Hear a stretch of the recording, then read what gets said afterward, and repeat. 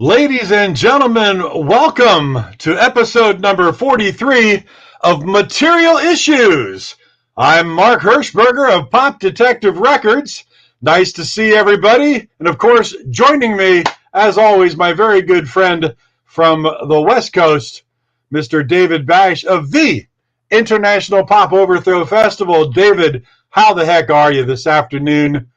I guess early afternoon you? Late I'm afternoon very me? well, Mark. Thank you Yeah. for asking. Yeah, uh, full disclosure, I've been going through another series of chest issues, but again, it doesn't appear to be my heart, thank God. So we'll, we don't know exactly what it is right now, but it's probably that old anxiety bug Yeah. rearing its ugly head. That's the But blues songs you need to write is that old anxiety bug. that's right. But I'm It's all feeling good. I'm feeling pretty good right now. I'm very glad to be here. Let's see what. I had my dad. Rena and I had my dad with us for a couple of days. That was nice. Very cool. I love my dad. It was great to have him in our home the first time since And we bought it. he'll be turning 91 this weekend, you said? Turning 91 on Saturday. Yes. Wow. We'll be going up to Bakersfield, which is where my sister and her family lives. That's who he stays with permanently. So we'll be going up there, 100 miles north of LA, to celebrate that. Let's see what else. IPO. Not no particular news. I think last week I mentioned that we got San Diego and LA. We got the venues. So I'm in the process of booking bands for that. Yeah. Of course, we have Phoenix coming up in less than 3 weeks. We've got Chicago coming up at the last 9 days of April. Right. We've got Liverpool, of course, in mid-May. And speaking of Liverpool, when you say that, I sent you that video of Jeremy in his in his legendary Liverpool performance that we did talk to him about on Material Issues a couple months ago, but we did locate the video where he destroyed the front stage of the famous Cavern. Yeah, this is something that was the first year of IPO in Liverpool. That was something that I missed because we used the two stages in the Cavern, Yeah. and I happened to be on the other stage introducing or sending off a band when that happened. I came back on the other stage, and like the amps are all down on the ground. Nobody. I figured Jeremy would still be playing, but they ended their set a little bit early. The amps are down on the ground. The mic stands are down on the ground. I have no idea what the hell's happened. And then the sound engineer comes up to me and tells me, yeah, they knocked everything over. I'm thinking, Jeremy and his band? Are you serious? They wouldn't hurt a fly, but then you and Rena told me what had happened, and it was like, what the hell? And they of course, were none too pleased. But I thought to myself, you know what? If any band had to do something like that, I'm glad it was the Jeremy band, because Jeremy would pay for everything.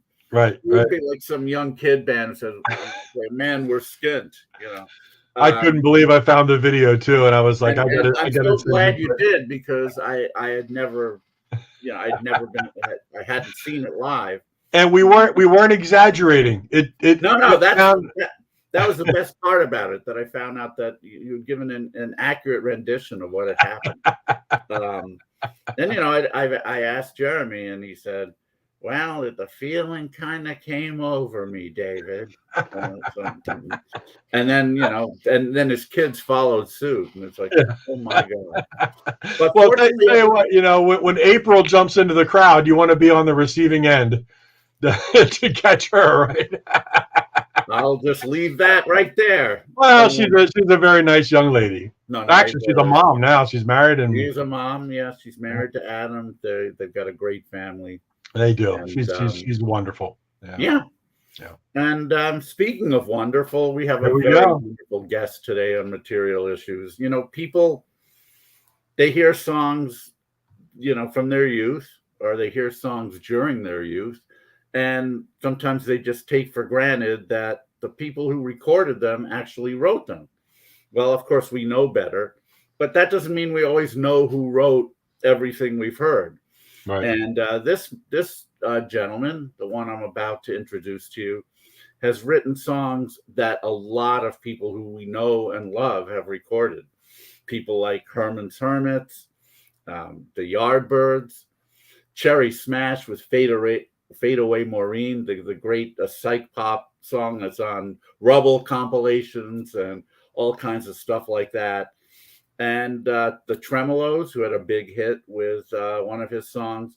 And of course, the most famously, Manfred Mann with Ha Ha Said the Clown, and Fox on the Run, both big hits in the UK. And the Hollies with Listen to Me, which was also a huge hit in the UK, and is definitely thought of as one of the greatest Hollies songs ever.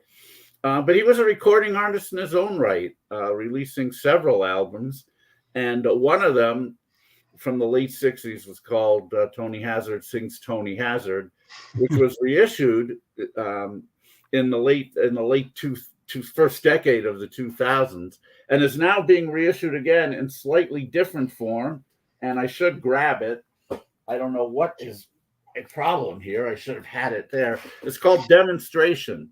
And the reason for that is these songs, although they sound very finished to these ears, were really demos that were given to other people, and others recorded them. And there are versions here of Ha Ha Said the Clown, Fox on the Run, Hello World, and a bunch of them, including Fade Away Maureen by the Cherry Smash.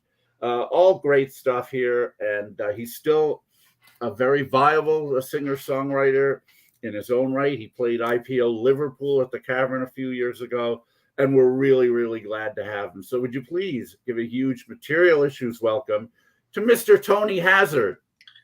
Good afternoon. Yes. Hey, Tony. There he is.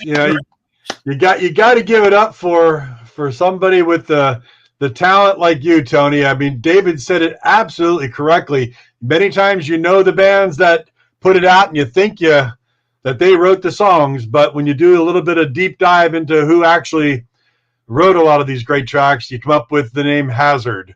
And then you say, well, who is this Hazzard fella? And then it just becomes this giant palette of wonderful work, my friend. And yes, just amazing, Thank you very much. That's the first time I'm seeing a CD. Oh, is it really? Yeah. Okay. I'm seeing, yes. Well, I'll be writing my review of it, Tony, so don't say anything bad to me. The money's in the phone. Bad to me. One of the few 60 songs you didn't write. Yeah, there you go. There you go. Wow. Well, nice to have you here, Tony. Fantastic. We like to bring on guest material issues that people sometimes may not know that much about, and they need to know about you, and they need to know about all the things you've been involved in, and that's going to lead them down a lot of really cool roads. So thank you for being here and being a part of this. One thing I read somewhere that you started off young playing the ukulele. Besides guitar as well. How did that come about? I used to see this ukulele in a shop window, walking to school. I always wanted it. First of all, I wanted a trumpet. I'll never forget the advert. The advert said, "Not a toy, a real musical instrument," but it was plastic. But my parents wouldn't get it for me. And then I saw this uke, and I really wanted it. And then one Christmas, they bought it me for Christmas, or Father Christmas did. Mm-hmm. And I loved it, absolutely loved it. And then from on the age of 12 onto guitar after that. But I've been coming back to the uke all the time. And that's the uke on the front of the CD sleeve. Right.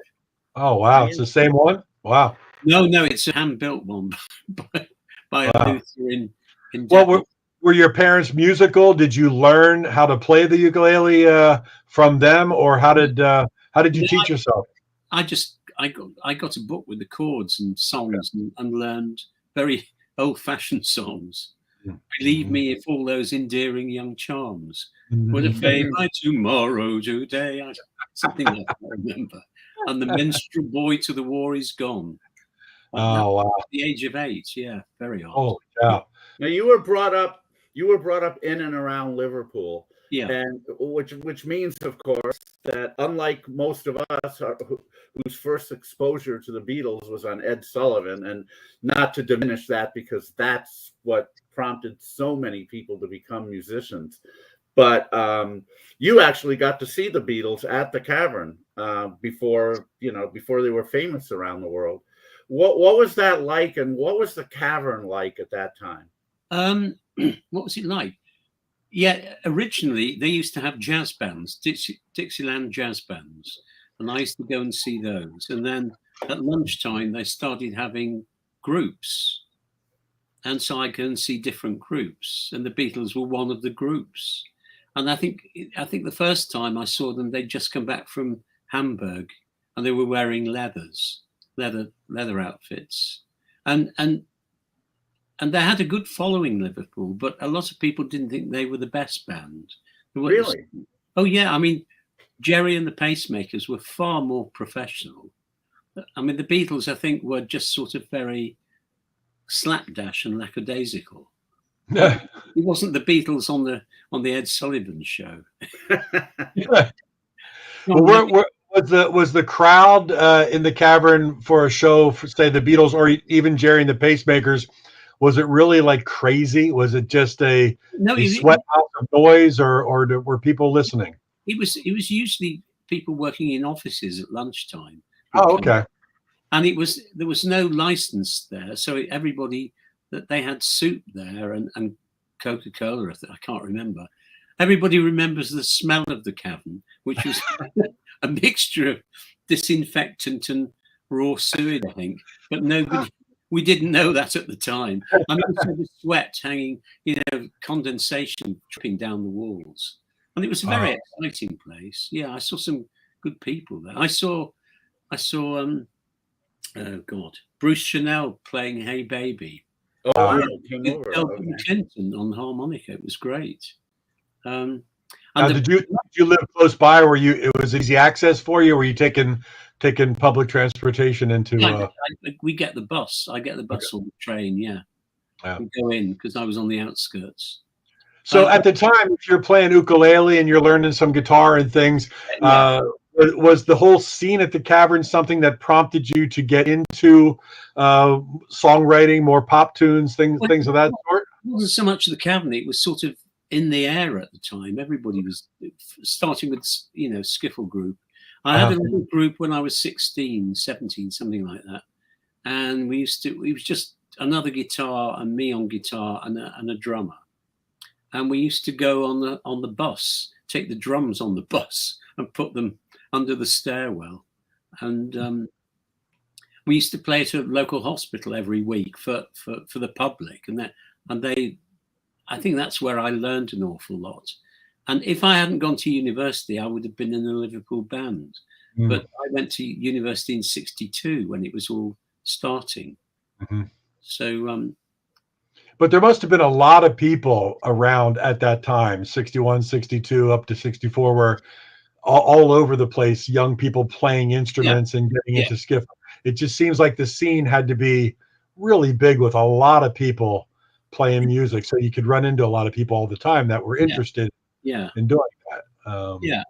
And we all liked similar sort of things. I remember reading that George Harrison was at the Empire in Liverpool to see Lonnie Donegan the day I was there watching Lonnie Donegan, and then getting a guitar, my father bought me a new guitar, and I wanted one that looked like Lonnie Donegan's guitar a bit.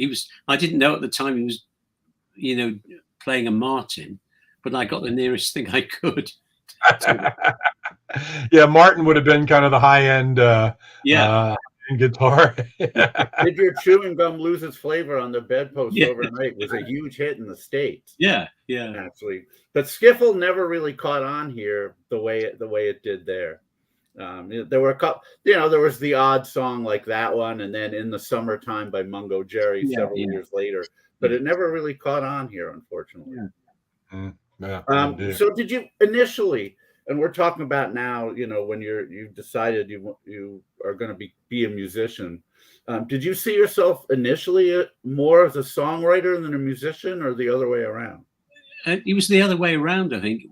Because I joined a band at university, and I didn't know what I was going to do for a career. My father kept writing to me and saying, "What are you going to do?" And I didn't know. So I was doing my degree, and then the final year, the drummer in the band said, "Why don't we go professional?" And the lights went on and the bells rang, and I knew what I was doing. And I told my father, I wrote a letter to him, and he wrote back and said, "I'll support you for a year," by which he meant he'd send me £1 occasionally. Probably about £3 over 12 months. Well, back then they could buy you something anyway. Yes. So what was the first song? What was the first song you wrote? Oh, golly. It's probably I used to do sometimes with the band at university. We were doing things like we'd do Beatles stuff when that came out, but we used to do Ray Charles and Jimmy Reed, bluesy sort of stuff, Hoochie Coochie Man, all that sort of thing, with harmonicas and things. And I was writing slightly different stuff from that. I can't remember. There was a song called "If You Were True," which I think we did a demo of it, but nothing happened to it. It never got published. And what prompted you to really start writing, though? What made the light go off and say, I should try my hand at this? And what made you feel that you were accomplishing something that maybe was decent? I don't know. I don't know where that came from. It was just sort of automatic. It seemed to be something I was interested in, and that's what happened.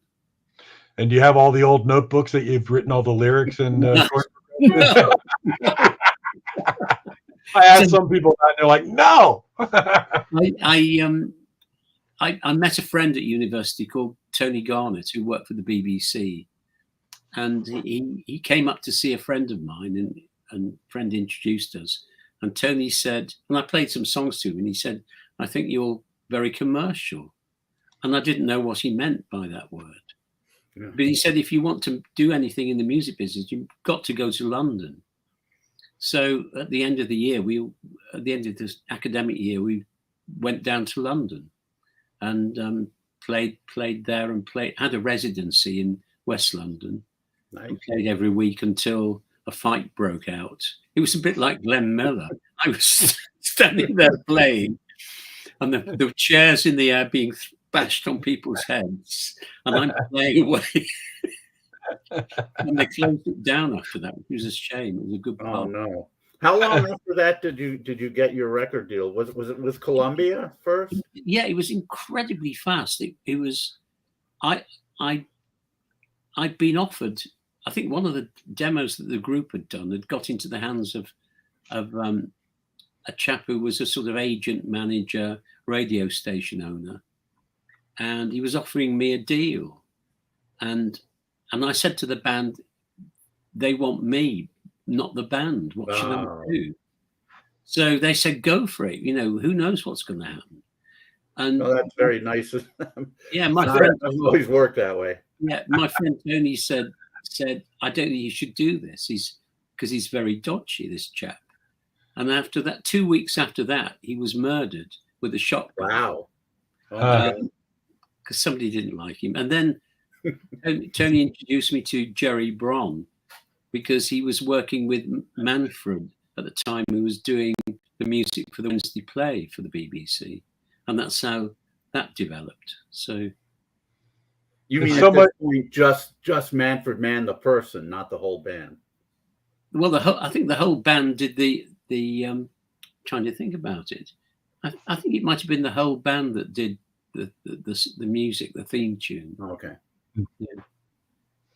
It's amazing how we've interviewed so many people from that time period of how they get their record deals, and they walked right into major labels and said, "Here's what I've got. Hey, we're signed." And and you can't do that kind of thing in these days anymore. But so much of it is time and place and who you really run into. Yeah, I mean, timing was really good for you. You had one person introduce you to the right person. Yeah. That kind of stuff doesn't happen anymore. No, I was very, very late. I had dinner with Tony Hazzard a couple of years ago, just before he died. Oh. And at the time he was 80, and I didn't look it. He looked exactly the same. He looked younger than I did. We went for lunch, and I said, I was thanking him for what he did. He said, "No, you did it. You did it." But he was very instrumental. And then, if you think I left university in the June of 65, in June of 65, and had You Won't Be Leaving in the charts in March of the next year, and had a single out as well, which was incredibly quick. You'll never put shackles on me. Yeah, that was it. You got to have a kind of moment where you sit back and go, "How did this just happen?" Yeah, the whole thing is very weird. And you talk about the time frame of the 60s like that, and we talk with a lot of guests that we've had, and it very much is like that. It was such an open era with a lot of open ears and people looking for stuff and looking for talent, and there was a lot of talent. You had to have the talent. You couldn't have just been somebody with the songs. There was a lot of talent floating around at a time when there were sponges that wanted everything, and you're in the right place at the right time with talent. It happened. Yeah, I think it was also in the air. If you look at the change from the 40s and 50s, because everybody talks in decades, but I think it goes from mid-decade to mid-decade. So you'd have say from 55 to 65 and 65 to 75. That's how it seemed to me, and then it would change on those times. So you had the black and white grey days of the 40s and 50s, and rationing and all that stuff, and then bright colours. Everything exploded. So creativity exploded in the arts generally. Mm-hmm. Well, of course, in 55, you have Elvis starting to come to the forefront, and rock and roll, being given to the masses. Yeah, and so many bands and artists, following suit. Yeah, and then, as you mentioned, in 65, things start to get, once the Beatles start to become famous, of course, changes start occurring in the musical landscape. And by 65, as you mentioned, there were so many bands out there doing that kind of stuff. Yeah. But yeah, I agree with you. That's a much better division than just the decades themselves. Yeah. How were your songs getting into the hands of the right people? Via the publisher, mainly the publisher's wife at the time, who was a real hustler. She was like a 6-foot Jewish Boadicea. Boudicca, I should say. She would never take no for an answer. She would just go to places, and she was very, very good at hustling. And I would we had a hit with You Won't Be Leaving, and then I was offered a contract, but everything I wrote, Jerry Bron didn't like, and I didn't know what to do, and so it went for a year like that. And I went to see him one day with 4 songs in his office, took acoustic guitar in and sang 3 of them, and he didn't like them. So I stood up and said, "Well, there's no point in doing this," and walked out. And he said, no, play the 4th one. So I did, and it was Ha Ha Said the Clown. Ah, there you go. And a big grin came on his face. He said, "It's a hit." I didn't know. I've always been useless at telling what was commercial or not.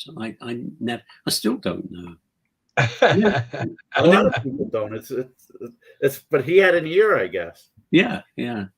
I mean, what happened to the other 3 songs? Did they eventually get recorded by other people? I can't remember what they were. I don't. They're in that lost notebook of all his notes and chord structures. I know. Really. Now, when you had your first the first singles in the charts, and did you did you stop playing in a band and playing live and concentrate solely on songwriting, or did you continue to play live? No, I focused on songwriting because once it was a hit, and I thought, what songwriters? Now I'm a songwriter. What do? They write songs. So I sit at home and get very excited by it. You know, before I went to bed at night, I couldn't. You know, I'd be playing and working things out, and get up in the morning and carry on, and it was very exciting for me. Now, when you were writing songs, where did you get inspiration, or how did you go about it? We talk to artists who will just be walking down the street or in their car and they'll hum something and either write it down or something. But then you have a guy like Gilbert O'Sullivan that we talked to who goes into his office at 8 a.m. in the morning and he sits there till 4 o'clock in the afternoon, just banging away, like brill building, songwriting. He's going to get it done in a process. What was it like for you? How did things flow through you? I had friends who did that. They worked office hours and they would just churn songs out. I didn't do that. I mean, Heart of the Clown took 6 weeks before I got it to the way I wanted it. Wow. And I would take a long time. And at the time I was friendly with Kathy Chitty, Paul Simon's girlfriend. Oh. And so she used to tell me how he was. And it was very, very similar. She said he's going through a dry period and he can't write at the moment. So where did I get? I don't know where the ideas come from. You just sort of, I would noodle around on the guitar and something would occur, and I think I like that. Now, and then you sing nonsense words to it, and then something would develop. So melody for you kind of came first, then lyrically. Generally, I would say that. Yeah. It always fascinates me because one of your Andy Williams song, "Getting Over You." I love that song. That's a song that just tears me apart every time I listen to it. It's a great song, and I wonder where the inspiration for that comes, and whether that's melody first, and then you're trying to write around the melody, or if you had that idea. I'm trying to think back. It's all a long time ago. Yeah, that's all right. We ask the probing questions here. Yes, we do. I'm trying to remember. That came from it. I have a book of lyrics out. I must advertise that on Amazon, called Selected Lyrics. And so people can go out to Amazon if everybody's watching Amazon and select lyrics for Tony Hazzard. Yeah. And they are selected. So there's some things I haven't put in there, and some things I have that aren't very well known. But that was the idea. From that came when I was on holiday in a village called Dea in Mallorca, in the north of Mallorca, a little village, and it was thinking about a relationship that had ended, but it hadn't quite ended, if you see what I mean.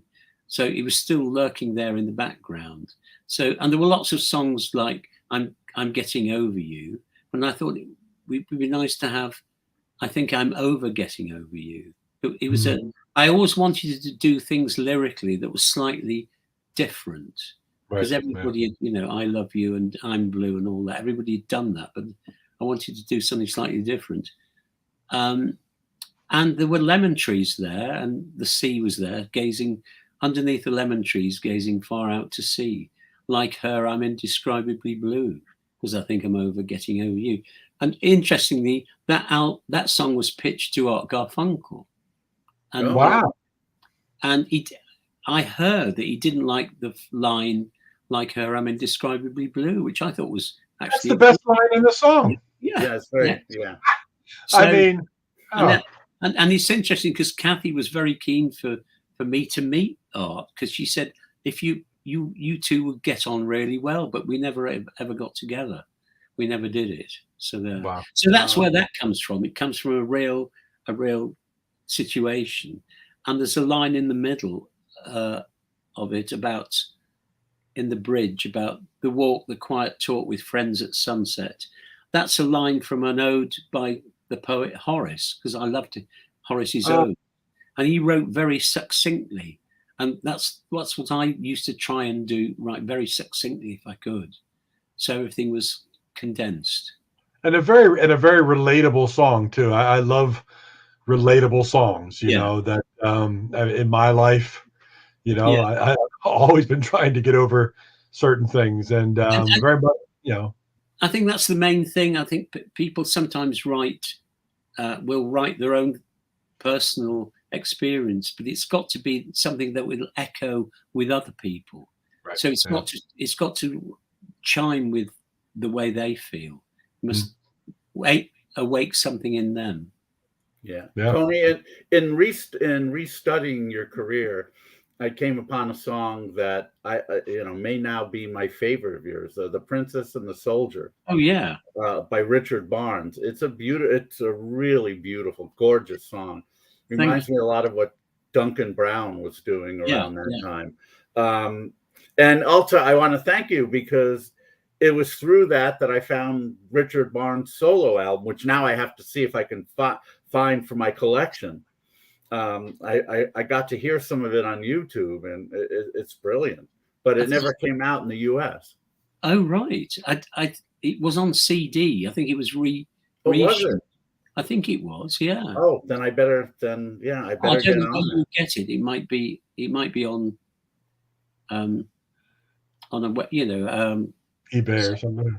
Maybe on Discogs or something. Something like that. Yeah, I think eventually a very famous group ended up recording that. Tell us about that. Well, it was. I thought it was a group, but it was a solo one.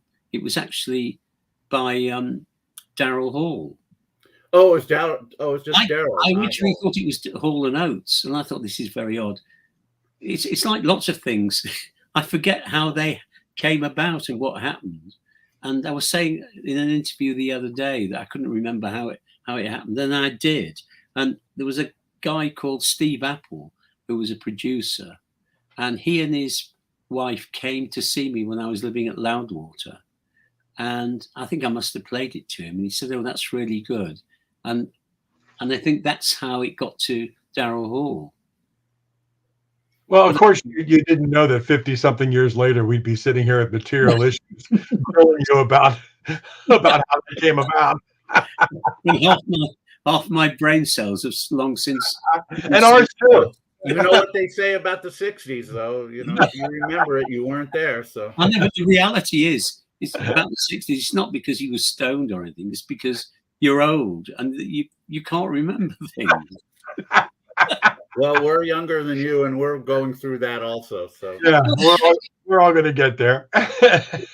Tell us about Goodnight Sweet Josephine, recorded by obviously maybe the coolest band that of any who did your songs, the Yardbirds. Yeah, that was. I used to drink. I was living in South London at the time, near Clapham Common, and there was different areas in Clapham. It was Clapham Old Town, which is the original village, I think. And there's a pub there called the Rose and Crown. I used to drink in there. And I think the police used to drink there late at night when they were going on raids. I had this idea that wouldn't it be funny if a local prostitute was drinking there at the same time as the police? So it just came, and I just thought Clapham, Trapham, that seemed the obvious thing.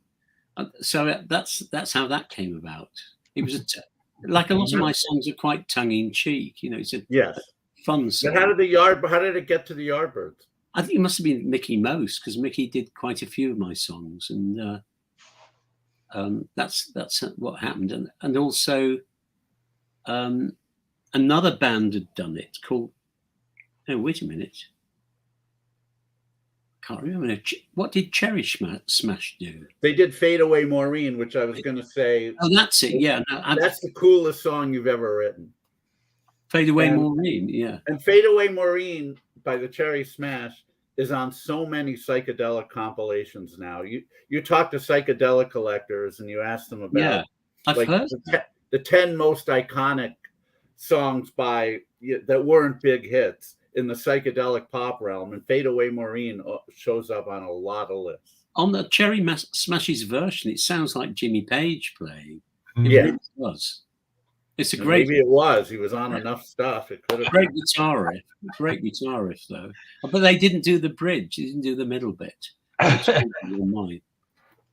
I wanted to ask you with Fox on the Run, the Manfred Mann, which is a fantastic song. Was there any tie-in later on, or was it mentioned to you at all from the band The Sweet with their own song Fox on the Run, which is completely different, but there's very similar harmony climbs in Sweet's version as it is in your version, and it's almost like they got the title and said, but we love that harmony climbs, and there's a lot of similarities to what they did. Well, anything at all, or just that's I wonder how that came about. He said with his tongue in his cheek. I think it's called theft. Well, no, it's very. Yeah. To be fair, the rising harmonies was Manfred's idea. Okay, well. He did that, but I always found that very odd. It's like me writing a song called Michelle or Yesterday or Imagine. You know, I just wouldn't do it. I started the song many years ago, and later on I heard a John Lennon song, and the melody, the opening melody, was exactly the same. So I thought I can't do that. I just stopped it. But I thought, you don't write a song called Fox on the Run. That's silly. Well, that's why I asked, because there's not a whole lot of songs called Fox on the Run. No. So you take the two that you know of, and not that the Sweets version is very much like your version as far as the way it comes in and whatnot. But when it hits that and climbs it's the same thing going on, and they had to have been influenced a lot. This was all Chin and Chapman, right? Yeah. They wrote the song. So Chin and Chapman, yeah. It hasn't got the greatest melody in the chorus. Fox on the run, Fox on the run. But I always found that interesting that the harmony climb like that was so similar. It doesn't float my boat. But that's interesting that you say that, Tony, because a lot of the biggest hits have melodies that aren't all that interesting, but at the same time are very catchy. You think of somebody like Steve Miller. I'm not sure how familiar you are with him. Oh yeah, love in Steve the 70s, he had so many hits.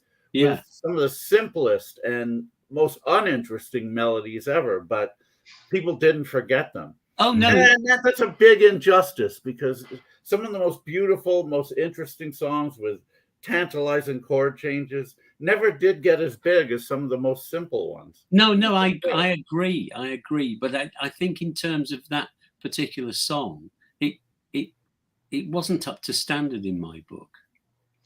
It was of its time and of its place, and there was a lot of visuals involved. What they looked like. So much more. So a lot of that stuff is time and place, and it you get a lot of that glam has that same kind of stuff going on, and But I just found some of the similarities interesting, and I wanted to ask you about that. Whether David, I agree with you about the simplicity of songs. I mean, when I taught on songwriting courses, I always use "Ain't That a Shame" by Fats Domino, and it just starts.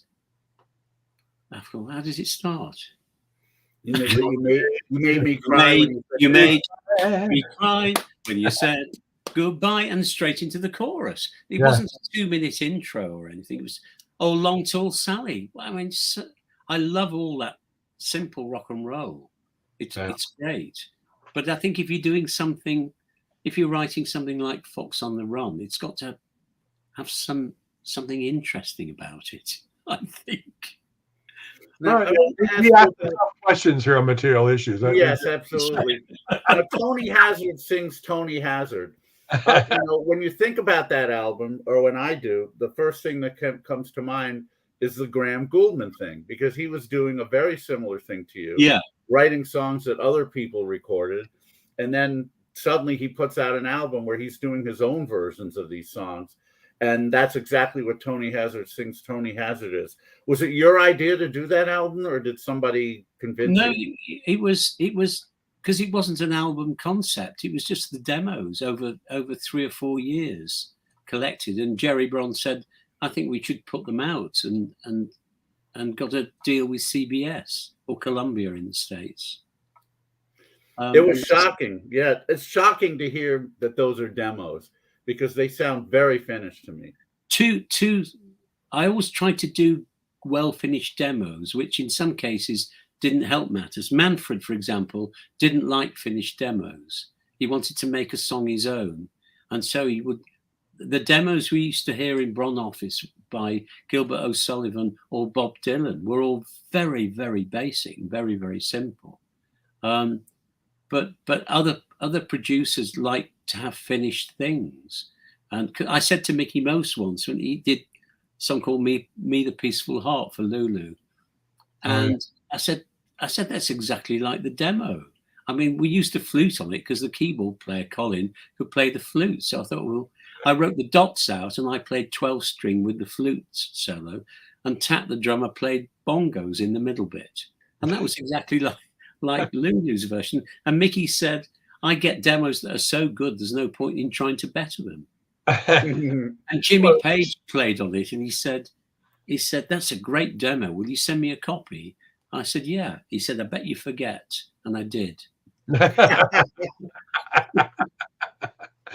And you also did some vocal work. You were on a couple of Elton John albums. Yeah.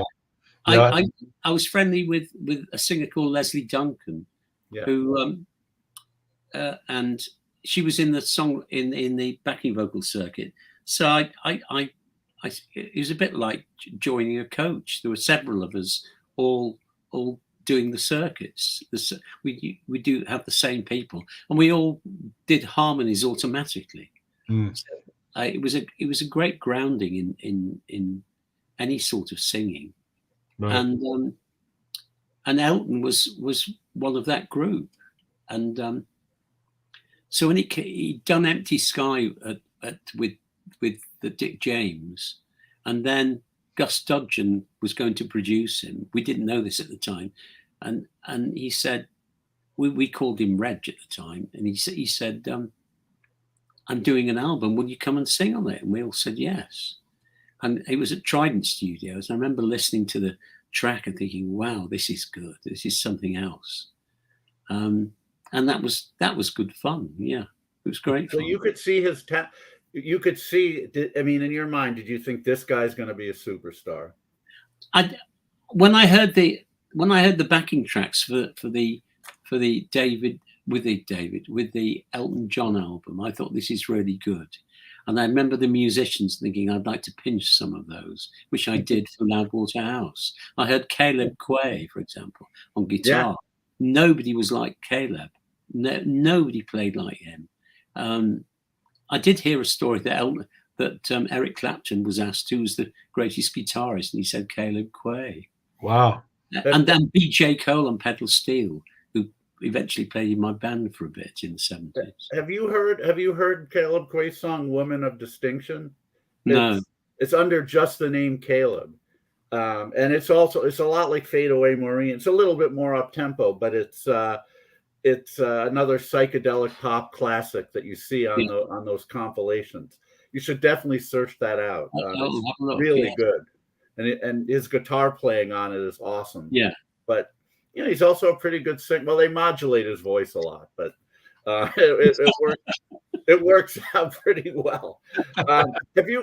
Speaking of Elton, have you heard the latest reissue? Well, it's technically a first issue, but we call those reissues. The Regimental Sergeant Zippo.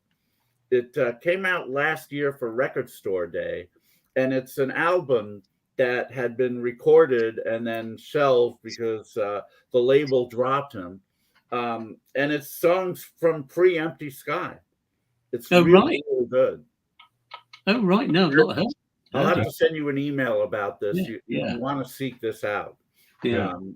I haven't seen Elton since we did the Festival Hall concert with him. Oh, And he came up for tea at Loudwater once. I think he gave me a lift home, but I can't remember much about that. You know, it was just sort of Elton coming for tea. We didn't think anything of it. sure. And then we lost touch after the festival, and he went on to do all sorts of things. So Sure. Yeah. Well, what do you listen to nowadays, Tony? Do you tend to listen to things from the past, or are you into anything that's going on presently? this is sounds awful, but I don't listen to.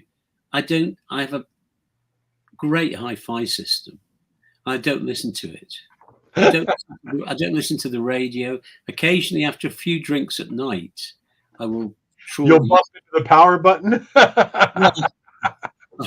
No, I'll trawl YouTube and throw up something old like Sweet Nothings by Brenda Lee, or Bread, or Little Feet, or something like that. And do you continue to write it all these days, or no? I've stopped. The last two things, it got to the point where I mean, at one point in the 80s, I got very stale. I was writing a song, and this was boring, so I stopped and did something else. And then 20 years later, came back to it and finished the song, and it's actually very good. But now I've sort of dried up, and I thought I don't want to push it. So the last two creative things I wanted to do was to revisit that first album, because somebody had often told me where the original 4-track tapes were, and so I bought 27 4-track tapes, which are in the end room at the moment, taking up a lot of space, and I had some transferred to good quality computer files, and then I tried mixing them, but I didn't know.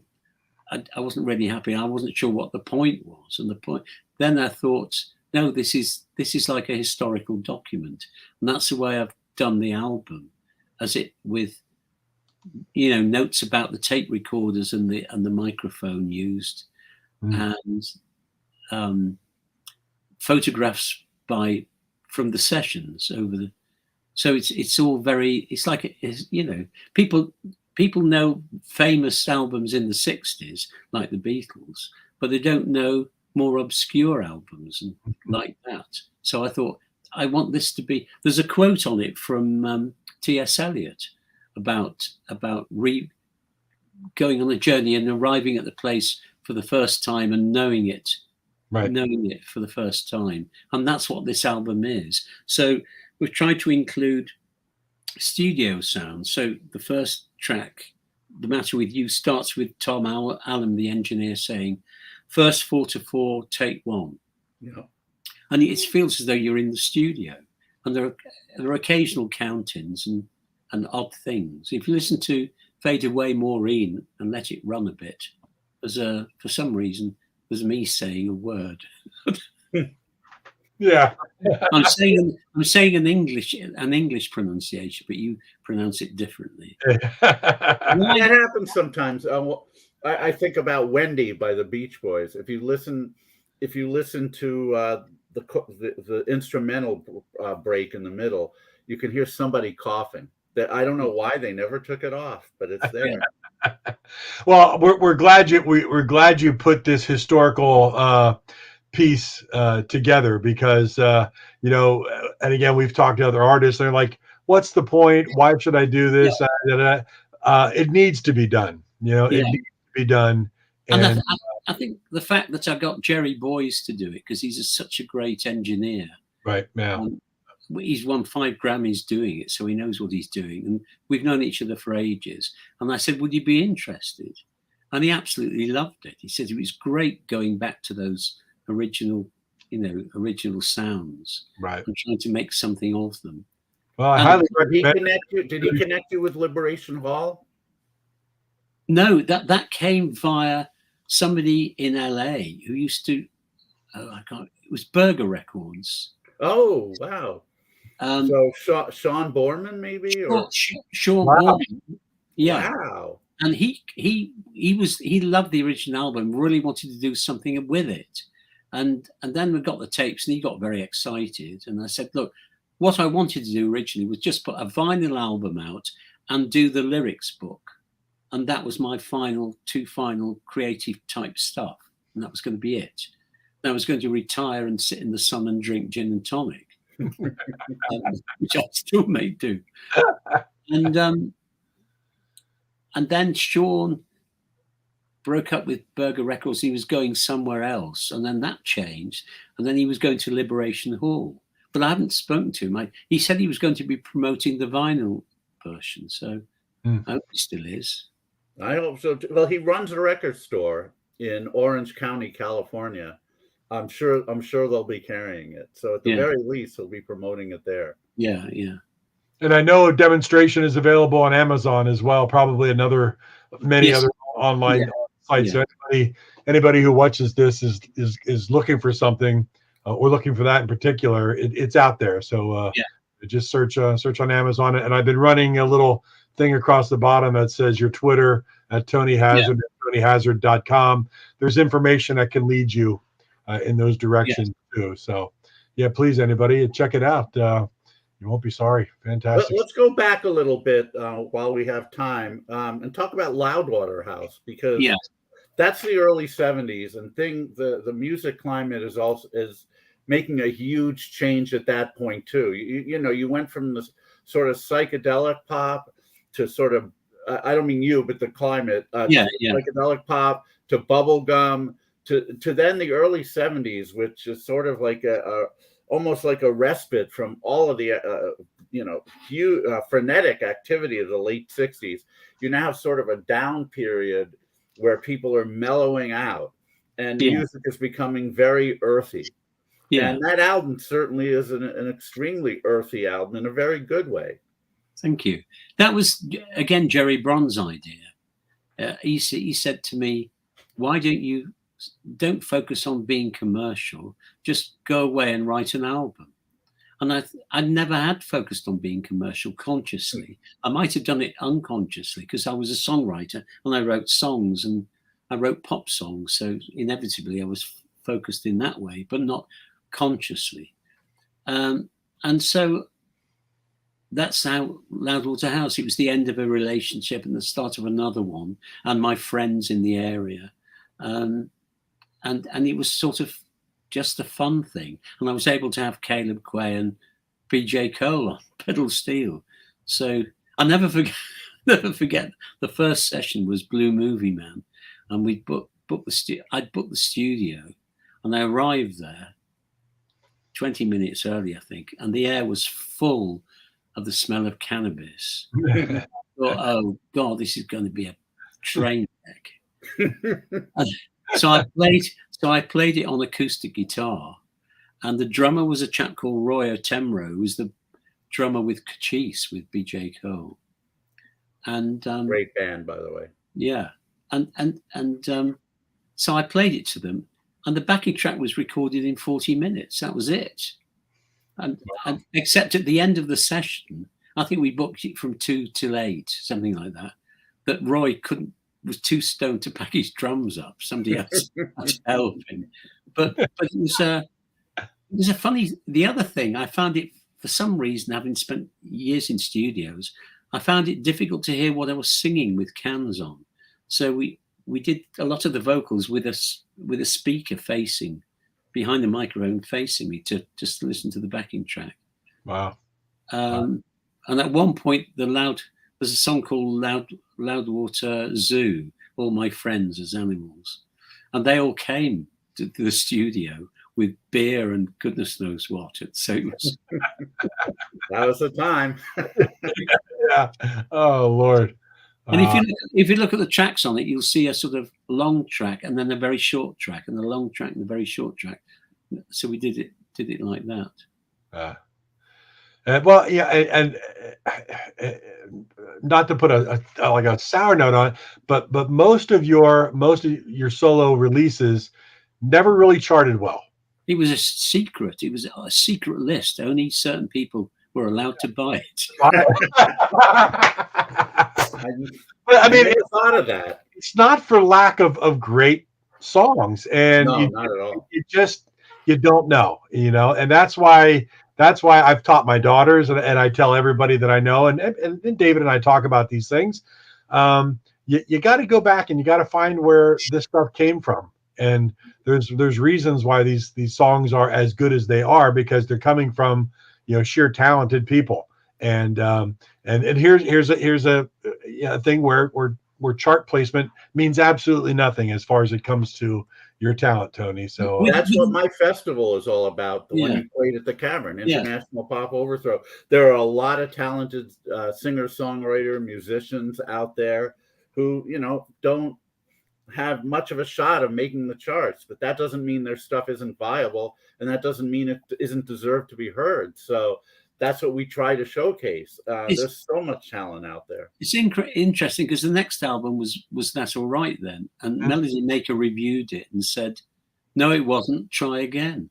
And I thought, but I listened to it, and I recorded it with the band we'd been playing on the road. It was a very tight band, and the reason for the title was. Sometimes I was doing it all myself, and so there were times when the only time I could get in the studio was 6 a.m, so I'd have to get up at 4:30 in the morning and drive into London, and I'd do a vocal take, and the engineer, I'd say to him, "Was that all right then?" He said, "Well, come and have a listen." So that's where that came from, and also the fact that nobody had bought Loudwater House. So I said, "Was that all right then?" Which was a gift to the guy on Melody Maker was probably learning the guitar at the time. Yeah. Anyway. No doubt. The 70s, to my way of thinking, the 70s had more great albums that didn't do well on the charts than almost any other decade. I think I'm getting overused on that, and I think I really like. I can listen to that now and I still like it. Sure. Yeah. So I it doesn't. It gets to the point where it doesn't matter. You have to do what you feel is right. Always. And which is really what I've always done. And thank you for it. And I'm looking behind you at all the 7-inch singles, or 45s as we always call them. Are those all the songs that you wrote? Those are books behind me. Oh, I thought they were. I thought they were sick. No, the CDs are over there. I'm looking at right behind that where I'm pointing. Those are books. Oh, okay. Oh, there are books on the table. There's a table there. Yeah. Oh, they're books. They look funny from my vantage point. They look like 45s. There's one 45, but I don't think you can see it. I was thinking maybe it was everything that you've ever written for other people. Oh, that's awesome. That's fantastic. Well, Tony, this has really been an absolute pleasure. Thank you. When David popped the name up and said, "I've got Tony Hazzard," I shook my head because it popped out of nowhere, and this has been an absolute thrill for me, because there's so many songs of yours that I know from other artists that I love, and then revisiting your catalog has just opened my mind to a lot of things. So and we want people to know, we want people to know, some of the people who may know some of these songs, we want them to know who wrote them. Yeah. Thank you, Kurt. Oh, thank you, Kurt. Yeah. Yeah, indeed. We really do. So, anybody watching Material Issues here live or on the archives, it'll be on archives. Tony Hazzard, you can find him at Twitter, which I'm going to put it up right now, at Tony Hazzard, and TonyHazzard.com. All the information you can find. Amazon's got demonstration. It's got the lyric book. So please seek it out. You will absolutely be thrilled with his entire canon. And the only reason my copy's not open now is I received the files earlier, so I've been listening to it a lot. But I will be opening it before I write my review. And I'll make sure you get it. Make sure you get my review. Thank you so much, Tony. Thanks, David. Thanks with us, and for everything you've given the world, songwriting and recording wise. Means a lot. And thanks for anyone who's watching and listening to this too. Yes, indeed. Seek it out. But my friends, stay happy, stay healthy, stay grateful, and thank you again. We appreciate it. Yeah. Yes. Thank you, Tony. Be well. Yeah, take care. Have a wonderful evening. Good night. Cheers. Well, there you have it, David. That's episode number 43 with the unbelievably talented Tony Hazzard. Yeah, wow. Yet another gentleman who, I don't think realizes the kind of impact that he's had on people. Even Thank you, Stacey. Stacey, you checked in. Great. Thank you. Yeah, indeed. I mean, that's you kind of, and we've talked to a few artists that are sort of like that. They don't really realize, or at least humbly don't realize the impact that they've had on a lot of people via a lot of songs, a lot of different bands that have covered it. And he's truly one of them, a super talented individual. Yeah. And maybe the only guy who wrote songs with a certain title that became huge hits this is such an awkward way of saying it. I'll do it this way. Fox on the Run and Hello, It's Me. Yeah. Both of which on here, and both of which title-wise became big hits by other people. Well, Hello, It's Me, I think, was written by Rundgren in probably early '68 before the first Nas album. So that one wasn't nicked by. That's a neat trivia question right there. Fox on the Run, which we may do that. Maybe we'll have a future show which is only strange trivia questions, music related. Oh, I can come up with a million of them. That's what I thought. And you heard it here first. Yes, we did. And the other thing you're going to hear here first is who we're going to have as guests. Yes, on Material Issues over the next few weeks. Next week, we're going to move to New York City with, I dare say, the most beautiful rock band in New York and maybe the world. And not only beautiful, but extremely talented. And we're going to be glad to have Sly Boots on Material Issues, March 23rd. And by the way, for the foreseeable future, we'll be back at our normal time, which is 3:00 Pacific, 6:00 Eastern, 11:00 GMT, and everything else then, now, and in between, as the Kinks would say. On March 30th, we're going to have drummer extraordinaire on McCartney's Ram and on Wildlife and others. Member of McCartney's band for a while, still recording and still doing his thing. Mr. Denny Sywell on March 30th. That's going to be great. I'm sure he has stories galore. I can only imagine. And then the next 2 weeks, we're going to shift gears a little bit with a couple of well-known baseball players. They're not playing anymore, but they certainly did. On April 6th, we have a Cy Young Award winner. For those of you who don't follow baseball, that means he was voted as the best pitcher in his league, and that was in 1993. And he's certainly been the center of some minor controversies, nothing too major, but a very interesting man and a very cool guy. Mr. Black Jack McDowell. Wow. His parents didn't name him Black. That was added later. Jack McDowell. Oh, really? Yes. On April 13th, we have another former baseball player, not a pitcher, but an outfielder for the Yankees and Texas Rangers. Then became an announcer for the Yankees for a while, and another very interesting, extremely bright guy. We're going to be glad to have Mr. Billy Sample as our guest on April 13th. So tell all the baseball fans but also, even if you're not a baseball fan, you should tune into these, because we're not going to make it hugely about, it's not going to become geeky baseball where like, oh my God, I don't even know what they're talking about. Did you not have sunflower seeds? Right.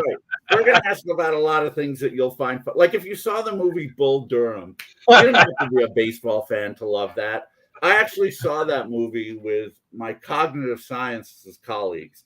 And as you can imagine, a lot of them, they didn't care about sports at all. They were all science geeks. And they were cracking up during the movie because it's not just a baseball movie. It's just fun. And these guys are going to be fun. Yeah, yes. And we have 2 new guests that we had not announced. And on April 20th, we have, the daughter of one of the most iconic singer-songwriters of the 20th century. And she's still playing and recording. And the daughter who we're talking about was a really great, is a really great singer-songwriter in her own right. She released an album last year that was real good.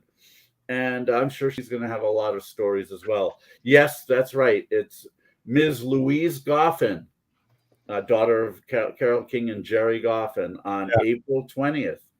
That's not bad DNA right there, is it? No, it's not. And the apple didn't fall far from the tree. He's very talented as well. And then April 27th, we'll let you announce this one, Mark. Yeah, this just came to fruition a couple of days ago, and I'm very excited because I'm a huge fan. As anybody who loves 70s power pop, they're an iconic power pop band that you go, well, we haven't heard from them in a while, but 4 great albums. Let's just get right to it. It's 2 members of Artful Dodger. We've got Stephen Cooper and the lead singer, Billy Palicelli, and not only Billy co-wrote most of the tracks as well. So we've got 2 of the original members of Artful Dodger joining us on April 27th. Yeah, they are a very, very cool band. Some of the stuff they did is pure power pop. They remind me, not sound-wise exactly, but they're kind of in the same category as Enough's Enough. Yeah. Who, a lot of people think we're more of a hard rock band, but if you listen to a lot of their songs, they're pure power pop. Every album of theirs has some power pop melodies happening.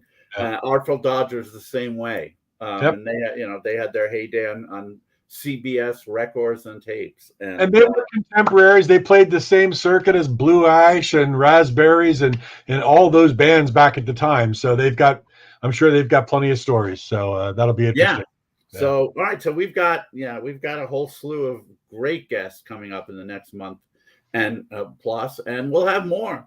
We're always on the prowl for awesome guests. We really do. We stalk them. We stalk them. Yes, we do. We hassle them until they say, "Yeah, we'll do it." We even get attorneys involved on both ends. On both ends. I do want to mention 2 quick things, just because we had George Boyder on from the Head Boys a number of months ago, and he took a fall and ended up in the hospital, and he is doing okay. He's still in pretty bad shape. He's still trying to come out of all this. So we send our prayers to George Boyder of the Head Boys, and hope everything works out for him. And of course, an old friend of mine passed away recently, Ted Jones, who was the artist on most of 4 of Klaatu's 5 albums. Really talented artist. A lot of Terry Draper's solo albums. Ted did the artwork for it. He passed away last week, and God bless. It's nice to have the artwork for eternity for everybody to still enjoy. So, a couple things I just wanted to say. And that's it for now. Material Issues. Another great show, David. Yes, it was. Boom. And so thank you very much for listening. If you weren't able to listen live, of course, it's on archive. Why am I saying this? If you're not listening to it live, by the time you hear it, you'll have already heard the show on archive. So that's way too deep for me to think about. I can't get there. Anyway, it was great, Mark, as always. We'll have a great rest of the week.